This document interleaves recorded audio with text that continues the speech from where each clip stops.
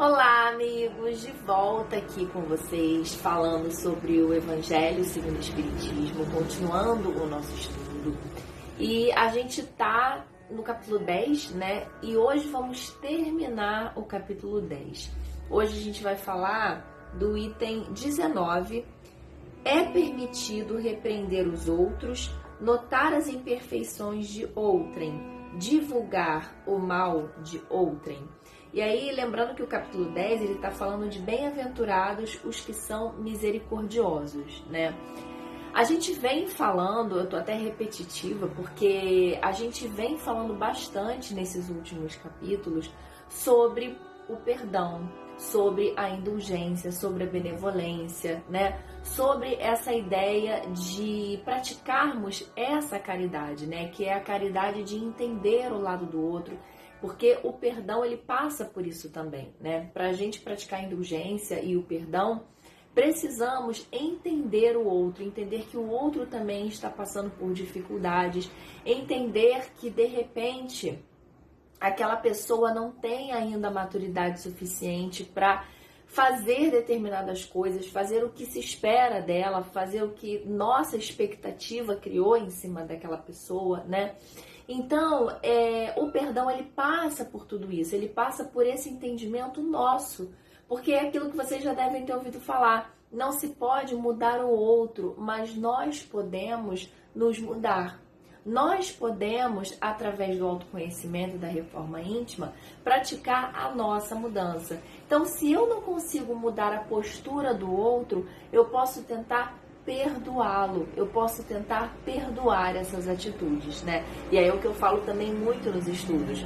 É difícil? Muito, porque ainda temos o nosso orgulho, temos a nossa mágoa, a nossa vaidade, mas, como tudo que é falado aqui, é um aprendizado, né? E, para finalizar o capítulo, ele então vai falar o seguinte: é permitido repreender os outros, notar as imperfeições de outrem, divulgar o mal de outrem. Por que ele está falando isso? Porque a gente passou, se você não está acompanhando aí os estudos, você pode voltar no último, né? Ou antes desse, lá na playlist está numerado direitinho. E lá ele fala algo assim, no sentido de eu posso, na hora que eu estiver vendo que o outro está fazendo alguma coisa errada, é errado criticar, é errado ir lá e falar dele, é errado sinalizar o erro, era isso que eu estava querendo dizer. E a espiritualidade vem falando aqui, né, através do Kardec, que tudo depende da intenção. Então, assim, uma coisa é eu estar preocupada com aquela pessoa, estar preocupada com aquela atitude, e eu chamo aquela pessoa no cantinho e eu falo: olha, fulano, eu acho que você poderia fazer de outra forma. Eu acho que o que você fez não foi legal. Porque, no fundo, eu estou preocupado com o quê? Com a atitude dela. Eu estou preocupada que ela se melhore, certo? Agora, é diferente da pessoa que quer aparecer. É diferente daquela pessoa que ela chama a atenção da outra na frente de todo mundo, porque, na verdade, pouco importa se eu estou interessada, pouco importa a melhora daquela outra pessoa, né? Na verdade, eu quero me promover. Essa pessoa que está chamando a atenção, ela quer se promover em cima da atitude da outra, né? Então, o que é falado aqui pra gente no Evangelho o tempo todo é que tudo depende da intenção. Nessa hora de falar assim, mas isso é certo, mas isso é errado. Depende. Qual foi a sua intenção ao fazer aquilo? Foi uma intenção boa? Foi uma intenção de caridade, uma caridade sincera? Então, tá ok. Mas, se não foi, se a intenção foi aparecer, se a intenção foi dar margem, né, ali ao egoísmo, à vaidade, ao orgulho, então não foi legal.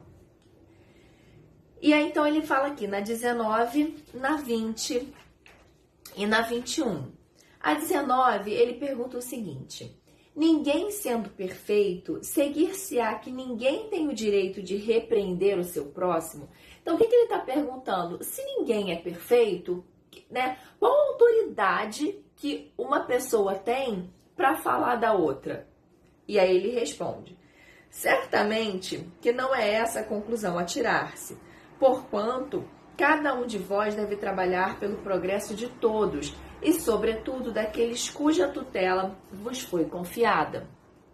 Por isso mesmo, deveis fazê-lo com moderação para um fim útil e não, como as mais das vezes, pelo prazer de denegrir. É o que a gente acabou de falar. Neste último caso, a repreensão é uma maldade e no primeiro é um dever que a caridade manda seja cumprido com todo o cuidado possível. Ademais, a censura que alguém faça a outrem deve ao mesmo tempo dirigi-la a si próprio, procurando saber se não a terá merecido. Isso a gente também falou nos capítulos anteriores, né? Se eu fui ofendida, se a pessoa me fez algum mal, eu devo parar e pensar, peraí, será que não fui eu que ofendi antes? Será que, na verdade, tudo que essa pessoa está fazendo para mim não é uma resposta ao que eu fiz a ela? E lembrando, pessoal, aqui quando falamos de espiritismo, quando falamos desse entendimento que somos espíritos, temos um pretérito e temos um futuro. Isso a gente não pode esquecer nunca. Então, eu posso não ter feito nada agora nessa existência, mas eu posso ter feito algo na existência passada. Por isso que ele fala que é com muito cuidado. Todas as nossas atitudes, todos os nossos pensamentos, eles têm que ser produzidos com muito cuidado, com muita cautela. Ah, Cláudia, mas eu não tenho esse controle. Eu sei, eu também não tenho, né? Eu tô aqui falando com vocês, mas eu também tô aprendendo. E é para isso que a gente estuda, é para isso que a gente trabalha, para educar os nossos pensamentos. Porque nós ainda temos muitos vícios trazidos justamente dessas existências pretéritas, né? E nós agimos ainda muito por instinto. E o instinto é algo que vem, ele simplesmente vem, ele é um impulso.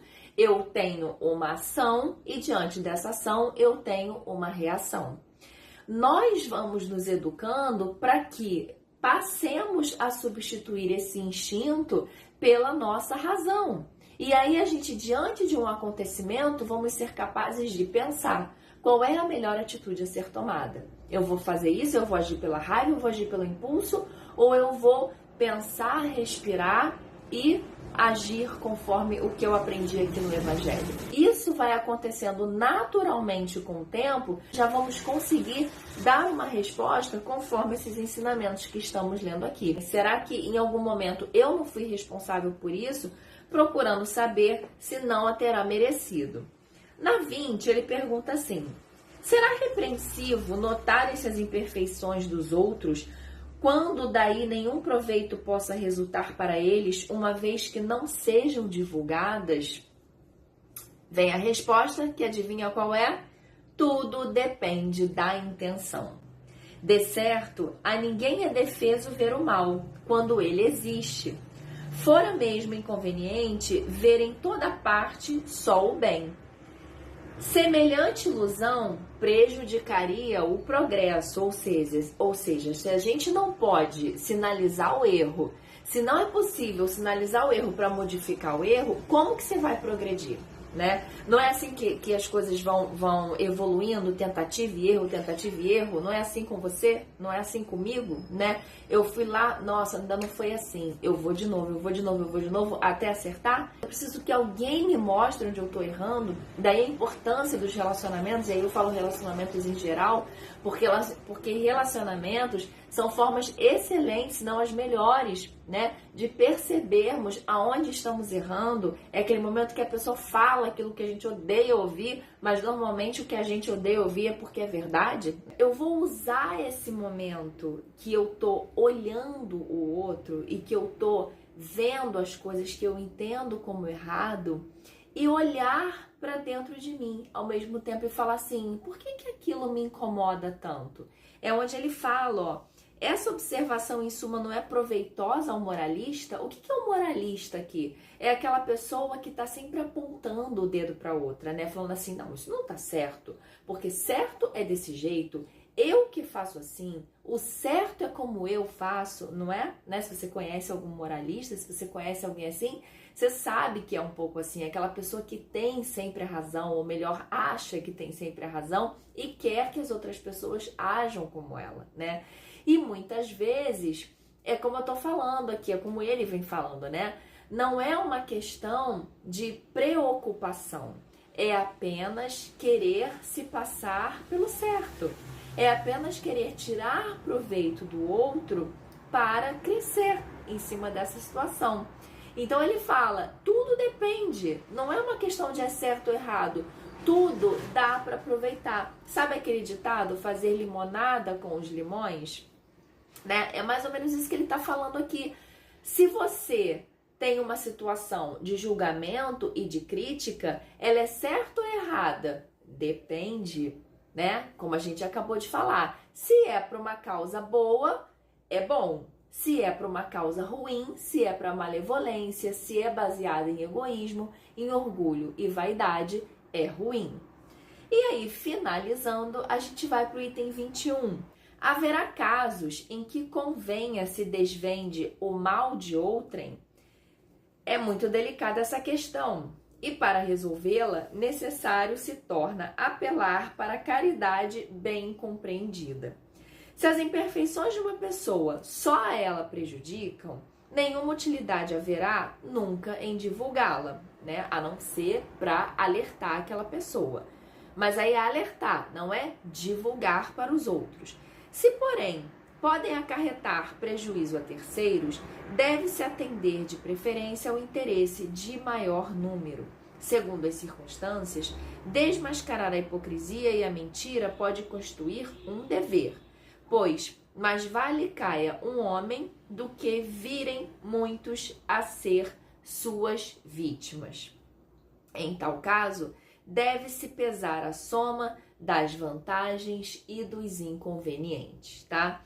E aí, as 3 mensagens que a gente leu, né, são de São Luís, aí se você tá lendo o Evangelho, acompanhando junto comigo. E aí, pessoal, a conclusão que a gente chega é que tudo deve ser baseado no autoconhecimento e no conhecimento.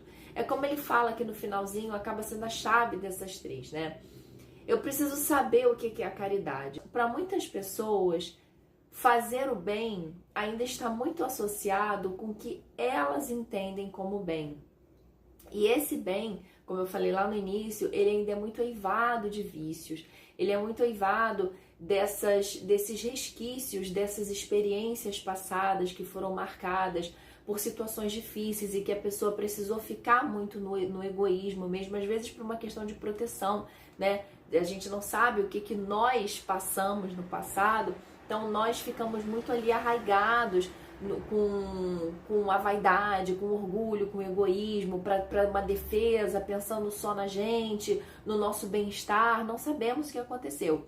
O fato é que hoje, às vezes, nossa situação já mudou, a situação dos espíritos, né, de uma forma geral, já mudou, e é o momento de nós mudarmos também. Mas continuamos presos a esses vícios, a esses resquícios, né, a essas imagens que ficam na nossa cabeça, gravadas no nosso perispírito, e ainda agimos muito por conta disso. Por isso a necessidade do estudo, por isso que eu sou tão repetitiva, bato tanto nessa tecla, porque só o estudo e o trabalho e a percepção do dia a dia vão fazer com que essa mudança de padrão de pensamento, de padrão de postura, essa mudança aconteça, né? E aí a gente vai começar a perceber o que é a caridade real. Muitas vezes isso passa despercebido. Eu ainda estou agindo por interesse próprio, eu ainda estou agindo tentando diminuir o outro e achando que estou fazendo bem. É muito sutil. Às vezes não, às vezes é na cara de pau mesmo, né? Eu falo, não, eu estou fazendo mal, mas estou aqui disfarçando. Mas às vezes não é. Às vezes tem tudo a ver com aquilo que nós aprendemos como certo e é tão natural que nem vemos o que estamos fazendo.